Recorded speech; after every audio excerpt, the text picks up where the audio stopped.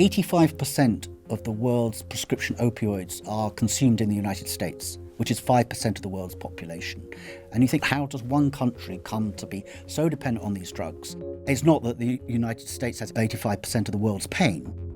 Health in this country is an industry, it's a medical industry. In most other countries, it's a public health service. There's money to be made. I started this story really where the epidemic begins, which is in that little part of Appalachia where these drugs first take off. In a lot of these communities, people are already using low-level opioids. And then this drug comes along called OxyContin, and it's 10, 15, 20 times the power of the original drugs. This drug is sold throughout the country, but targeting these marginalised communities by a sales force by Purdue Pharma that went out with essentially junk science.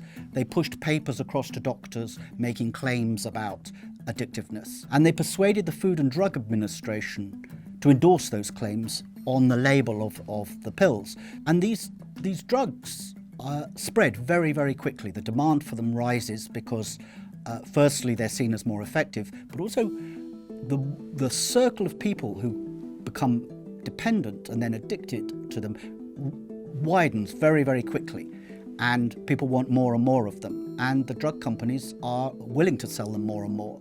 And one of the myths that was sold along with all of this was there was no upper limit to taking these drugs, that you wouldn't become addicted provided you were in pain. These drugs, which I repeat are our best, strongest pain medications, should be used much more than they are for patients in pain. People kept taking escalating doses for what they thought was dealing with pain, but in fact it was withdrawal symptoms if they cut back.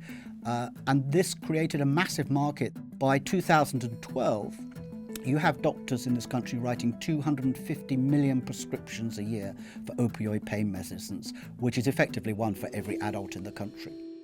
We're 20 years into this epidemic, and there are now a lot of lawsuits, particularly by states' attorney generals and individual cities, against both the drug makers and the drug distributors, and in some cases the pharmacies and even the doctors. There's plenty of doctors that have been locked up, but there hasn't been a single executive, not a single one, has gone to prison for this. The US still prescribes at 3, 4, 5 times the rate of most European countries, for instance. So if you're not going to have another generation who are open to addiction, there's got to be a much tighter grip on prescribing. And there are people who genuinely need these drugs, but they're not 190 million people in a country of 360 million people.